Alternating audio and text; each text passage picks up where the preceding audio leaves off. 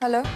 Hello पूर्वी ma'am, बाहर एक आदमी आया हुआ है, अर्जुन सर से मिलना चाहता है। मैंने उनसे कहा कि अर्जुन सर मीटिंग में बिजी है, आपसे नहीं मिल पाएंगे। फिर भी वो पिछले 1 घंटे से बाहर वेट कर रहा है। ठीक है, काम करो, उन्हें बिठाओ, मैं आती हूँ। Okay okay ma'am.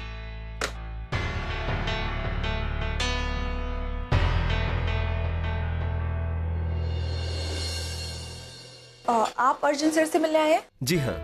Actually Arjun sir अभी एक मीटिंग में बिजी हैं, तो उन्हें शायद काफी देर लग जाएगी। जी कोई बात नहीं, मैं तब तक इंतजार कर लूंगा।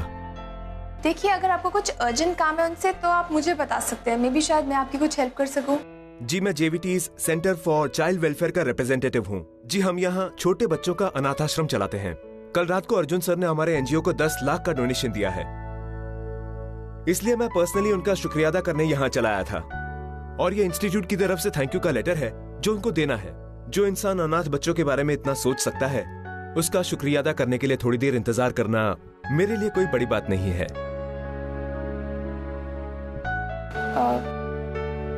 ओके। सर, मैं आपसे बस यही कहना चाहती हूँ कि आपने इस मामूली सी पेंटिंग के लिए 7 लाख रुपए चुकाए हैं। जिस पेंटिंग को तुम इस वक्त बुरा भला कह रही हो, वो पेंटिंग मेरी मॉम की बनाई है। यहाँ देखो, ये हमारे बॉस हम सबको काम पे लगा के खुद पता नहीं कहाँ गायब हो गए। वैसे तो बड़ी बड़ी बातें कर रहे थे कि मैं रात भर जागूंगा, तुम लोगों के साथ पूरी रात काम करूंगा। यहाँ तो कुछ और ही हो रहा है। तो अर्जुन सर हमें यहाँ काम में छोड़कर वहां उस NGO में गए थे डोनेशन देने। अनबिलीवेबल। अरे यार, ये इंसान आखिर है क्या चीज? कभी वो पूरब होता है तो कभी पश्चिम, कभी कभी शैतान की तरह बिहेव करता है तो कभी भगवान की तरह। एक ही आदमी में अलग अलग 2 पर्सनालिटीज कैसे हो सकती है? खैर, जाने देना पूर्णा। तू उस खड़ूस के बारे में सोचकर अपना वक्त क्यों बर्बाद कर रही है?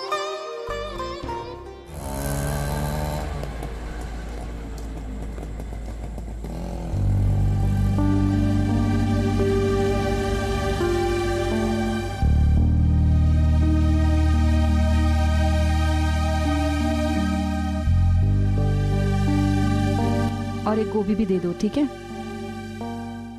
और ये भी दे दो। वैशु,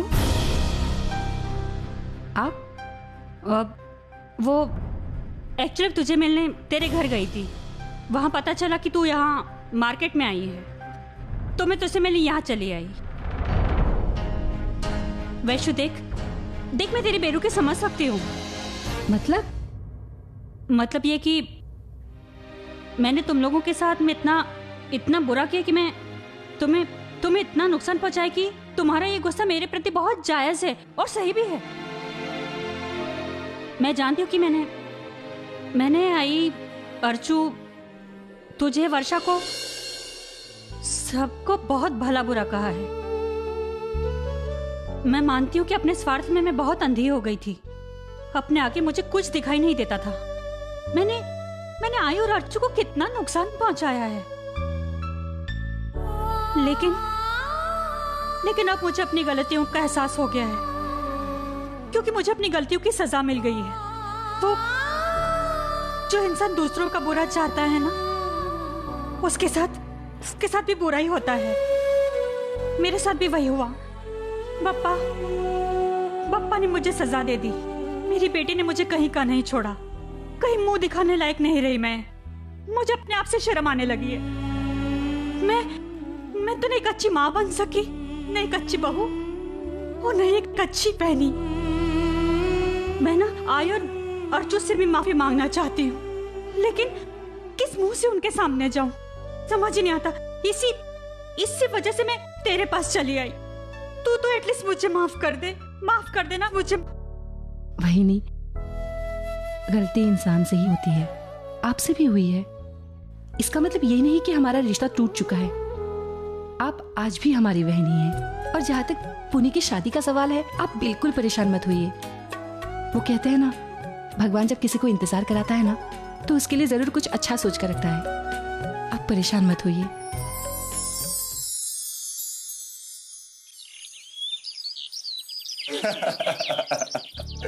नहीं, ये तो बात बिल्कुल ठीक है। अरे दीजिए। विनोद जी, आपकी बेटी तो बड़ी शर्मीली है।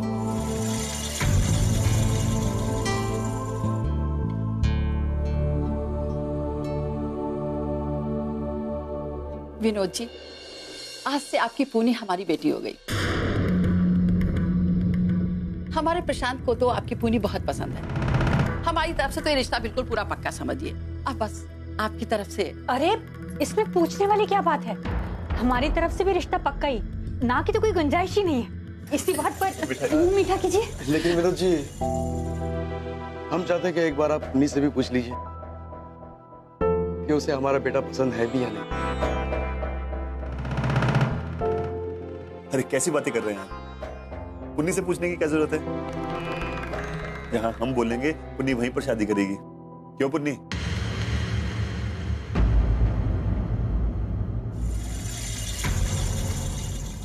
देखा आप लोगों ने, विनोद ने बिल्कुल सही कहा था। पुन्नी बिल्कुल हमारे कहे अनुसार ही चलती। चलिए, पुन्नी ने हाँ कह दिए तो अब तो मुंह मीठा कीजिए ना। ये लीजिए। अरे मुझे शुगर से परहेज है। अब जब लड़के और लड़की ने एक दूसरे को पसंद ही कर लिया है, तो क्यों ना आज शाम को ही साखर पूरा कर दे? जी, आज शाम को?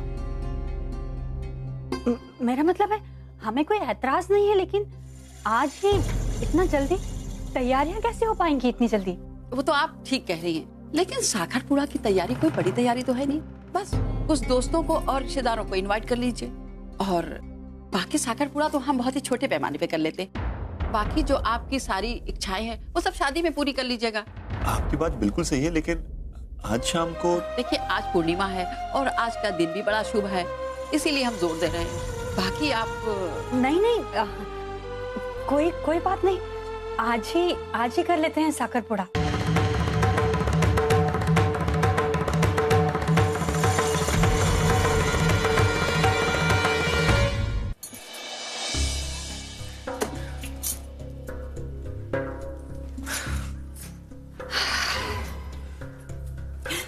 पुन्नी, बप्पा का लाख लाख धन्यवाद। फाइनली तेरा रिश्ता आज तय हो ही गया। पता है, तू नहीं जानती आज हम लोगों के सर से कितना बड़ा बोझ उतरा है। आई मैं आप लोगों के लिए केवल एक बोझ ही हूं ना? नहीं बेटा, ये तूने कैसी बात कह दी? तू नहीं जानती पुन्नी, एक बेटी की शादी उसकी माँ बाप के लिए कितना बड़ा टेंशन होता। बस वही सब मेरे दिमाग में था, इसीलिए मैंने तुझे।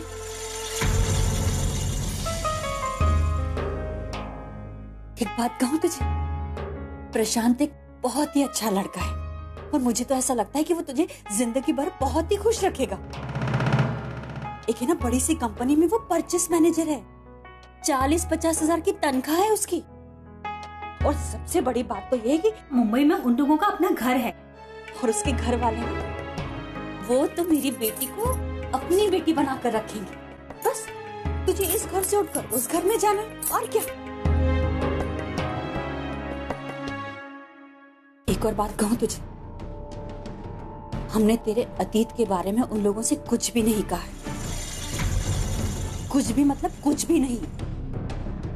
इसलिए तू भी अपना मुंह बंद रखना। इसी में तेरी इज्जत भी है और हम लोगों की भी।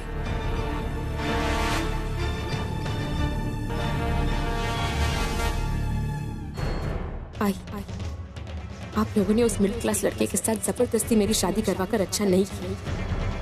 मेरी शादी के बाद मैं आपको याद तो रखूंगी, लेकिन प्यार से नहीं, नफरत से। आप दुनिया के पहले माँ बाप होंगे जिन्होंने अपने हाथों से अपनी बेटी के सपनों का गला घोटा। आपने कभी मुझे अपनी मर्जी से जीने नहीं दिया और ना जीने देंगे।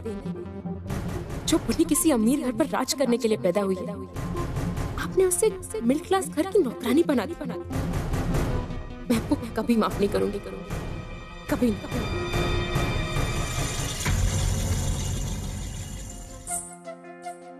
पूर्वी, चल, गरम गरम पराठा तैयार है।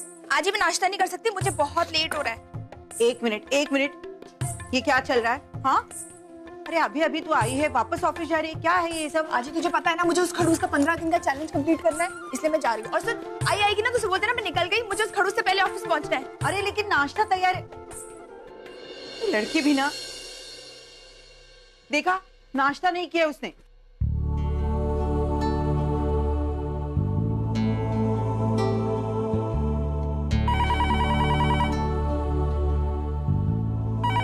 आई फोन देखना, फोन आ रहा है, मैं पूजा कर रही हूँ। अरे पराठा जल जाएगा ये। सुबह के समय अभी किसका फोन आया? हेलो हेलो आई, मैं विनोद बोल रहा हूँ। अगर भाई विनोद, क्या बात है? आई एक खुशखबरी है, पुन्नी की शादी पक्की हो गई है।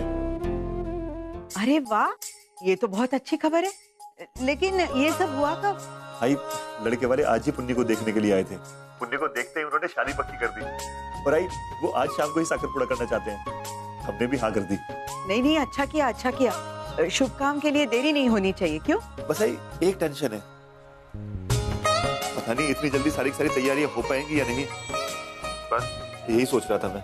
विनोद, जब अपने बच्चों की बात आती है ना, तो माँ बाप नामुमकिन को भी मुमकिन कर दिखाते हैं। तो चिंता मत कर, गणपति पापा ने शादी तय कर दी है ना, तो तैयारियां भी वो ही करवा देंगे।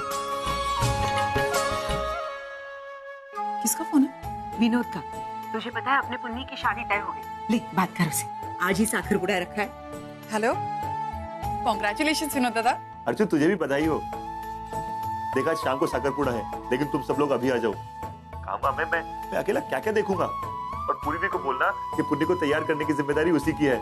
नहीं दादा, पूर्वी नहीं आ सकेगी क्योंकि वो ऑफिस चली गई और ऑफिस में बहुत सारा काम पड़ा है। अर्जु, काम वाम का क्या है, काम तो कल भी हो जाएगा। देख उसको बोल कि आज की छुट्टी ले लेगी वो। दादा वो छुट्टी नहीं ले सकती क्योंकि एक तो ऑफिस में काम पड़ा है और अगर हम दोनों छुट्टी ले लेंगे तो कैसे चलेगा। जबरदस्ती बहुत चिड़चिड़ करेंगे, उससे अच्छा रहने दीजिए ना, मैं और आई आ जाएंगे। चल ठीक है। दादा वो आपने पुन्नी के अतीत के बारे में उन लोगों को? अरे नहीं नहीं, मैंने उन्हें कुछ भी नहीं बताया। सोचता हूँ कि आगे भी कुछ भी नहीं बताऊंगा। पापा से बस ये प्रार्थना है कि ये राज राजी रहे और पुन्नी बिना विघ्न के यहाँ से दुल्हन बन के चली जाए। दादा आप जैसा सोच रहे हैं बिल्कुल वैसा ही होगा, देखिएगा सब कुछ अच्छा हो जाएगा। ठीक है अर्जु, एक काम कर, तुम दोनों जल्दी से यहाँ पर आ जाओ, बहुत सारा काम पड़ा है। ठीक है, चल बाय। अपने आप को बहुत चाड़ा समझता है। हाँ, मुझे उल्लू बनाया, तेज देशमुख को। समझता क्या तू अपने आप को? तूने मुझे कैसे उल्लू बनाया? नहीं बहन जी। बहन जी? मैं बहन जी दिखाई देती हूँ उसे? बहन जी लगती हूँ मैं? नहीं भाभी जी। भाभी जी? कौन भाभी जी? किसकी भाभी जी? नहीं मैडम। मैडम देखा, लगा फॉरेन रिटर्न है तो लूट लो। क्यों लूट कर रहा हूँ मैडम? मैं तो मीटर के हिसाब से ही पैसे मांग रहा हूँ। मीटर? कितना मीटर है यार? रेस का घोड़ा इतनी तेज कैसे भाग सकता है? मुझे सब पता है कि वहाँ चले गए यहाँ तक का भाड़ा कितना होता है। ये मत समझना कि फॉरेन से आई है तो कुछ जानती नहीं है। मुझे मुंबई के बारे में सब पता है। अंधेरी के बाद आता है विले पार्ले, विले पार्ले के बाद आता है सांता क्रूज, उसके बाद खार, बांद्रा, पाहिम, मटुंगा, दादर। आता है या नहीं? आता है। गलती होगी मैडम जो ऑटो रिक्शा में आपको बिठाया। पैसे देना है तो दीजिए, वरना नहीं देंगी तो भी चलेगा। तेज किसी की मेहनत का पैसा नहीं मारती है, और हाँ किसी को ना अपने आप को लूटने भी नहीं देती है। अरे यार क्या दबंग लड़की है, एकदम मुंबईया। ये ले अपने पैसे।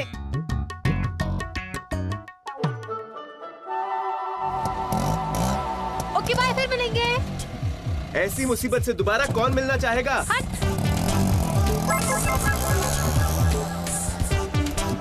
अरे वाह तेज, मुंबई की सड़कों पे तेरा लड़ने झगड़ने का सपना पूरा हो गया। एक वड़ा पाव बनाना, तीखा, हरी मिर्ची और लहसुन की चटनी भी डाल देना।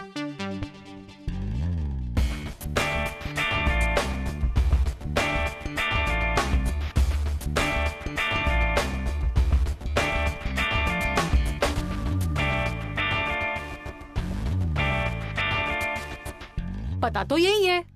ओए दलजीते, कहीं कनेडा वाली मेम तो नहीं है ना? भागो अंदर। वाटर वड़ा पाव चला जाए। हाजी कपूर साहब, ओ जी दलजीत बोल रहा हूँ जी। ओ जी महाराज, आपका काम बिल्कुल हो जाएगा जी, आप सिर्फ पैसे रेडी रखना जी। हाँ जी। ओ जी टेंशन नहीं जी। दलजीत जी, और अरे मैडम जी आप, ओ जी बैठो जी बैठो बैठो। ओ जी की लोगे, चाय या कॉफी? चाय मंगवा दीजिए। ओ जी मंगा देते जी, बैठो जी बैठो बैठो। छोटू और 2 गर्मा गर्म स्पेशल चाय लेकर आना है, बड़ा बड़ा जल्दी है। इंटरकॉम जी। वैसे मैडम जी आप जैसी फॉरनर के हिसाब से और मेरा ये जो ऑफिस है ना बहुत ही छोटा है जी। क्या बात करें सरदार जी, मुझे तो आपका ऑफिस बड़ा अच्छा लगा, साफ सुथरा, नीट एंड क्लीन, बोले तो एकदम चकाचक। और ये चेयर भी बड़ी कंफर्टेबल है जी। यार समझ में नहीं आ रहा है, ये बंदी मेरे ऑफिस की तारीफ कर रही है या मजाक उड़ा रही है, या फिर हो ना हो इसका आटा थोड़ा ढीला है। बढ़िया जी। तो आप जिस लोकेलिटी में चौल जी वही तो चौल में रहना चाहती है ना, आपकी रिक्वायरमेंट के हिसाब से। ओ जी मेरा मतलब है रूम कैसे होना चाहिए, बाथरूम अटैच होना चाहिए। सरदार जी रूम कैसे ही हो, छोटा हो बड़ा हो मुझे मतलब नहीं। आप एक काम कीजिएगा, चौल के आगे ना एक वड़ा पाव का ठेला लगवा दीजिएगा। और हाँ, पानी ना घर के अंदर नहीं आना चाहिए, पानी भरने मैं बाहर जाऊंगी, जहाँ एक लंबी सी पानी भरने वालों की लाइन होगी। और जो घरों की बाउंड्री होती है ना, I mean 2 घरों की बाउंड्री, वो छोटी होनी चाहिए, I mean काफी छोटी होनी चाहिए, ताकि इधर की बात उधर और उधर की बात इधर साफ सुनाई देती रहे। और हाँ, लोग ऐसे होने चाहिए जो झगड़ा वगड़ा करते रहे, तो क्या है ना थोड़ा मन लगा रहता है उससे। अरे यार ये लड़की तो एकदम अजीब है, लगती तो अमीर घर से है और इसे चाल में रहना है। ये तो बेवकूफ है या तो पागल। सरदार जी। हाँ जी। आप मेरी रिक्वायरमेंट सुन रहे हैं ना? हाँ जी सुन रहा हूँ जी मैडम जी, सुन रहा हूँ। आपकी रिक्वायरमेंट के हिसाब से मेरे पास बहुत ही बढ़िया चाल है जी, जैसा आप चाहती हैं। Really? हाँ जी। तो कब दिखा रहे हैं? ले, और नेक काम में देरी किस बात की जी, और अपन अभी चल लेते हैं जी। चलो जी। चलिए। बहुत बढ़िया जी, आ जाओ जी, दिखा रहे थे।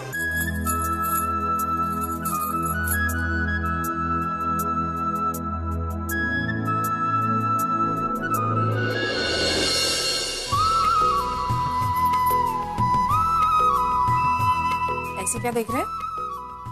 जब भी तुम इस तरह से तैयार होती हो ना, बहुत सुंदर लगती हो। तो ऐसे अच्छी नहीं लगती क्या रोज? नहीं, वैसे भी अच्छी लगती हो, लेकिन आज बहुत ज्यादा अच्छी लगती हो। वैसे एक बात कहूँ आपको, आज आप भी बहुत अच्छे लगे। क्यों झूठ बोल रही हो अर्चना? कुर्ते पैजामे में मैं जोकर लग रहा हूँ। अरे नहीं, मैं सच कह रही हूँ, आप बहुत अच्छे लग रहे हैं मानव। चलो कोई बात, जोकर भी लग रहा हूँ तो भी कोई बात नहीं। तुम्हारे साथ चलूंगा ना तो मैं भी अच्छा लगने लगूंगा। हाँ वो बात अलग है। मानव नहीं, प्लीज अभी कुछ मानव प्लीज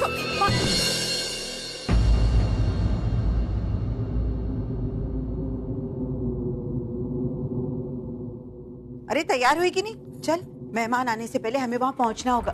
हाँ चल।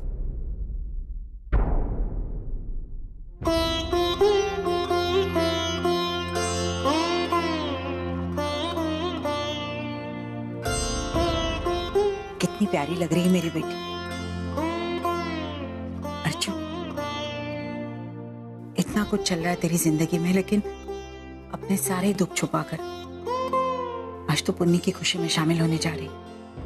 आई, हमें जिंदगी दुखी होने के बहुत सारे मौके देती, लेकिन खुश होने के बहुत कम मौके देती। और इन्हीं खुशी की यादों के सहारे ही तो हमें ताकत मिलती है लड़ने की हर चीज से। आज पुन्नी की जिंदगी में इतनी सारी खुशियां आई, तो बस मैं उसी खुशी का हिस्सा बनना चाहती हूँ। और फिर अब ये छोटी छोटी खुशियां ही तो है जो हमें जिंदगी में आगे बढ़ाएंगी।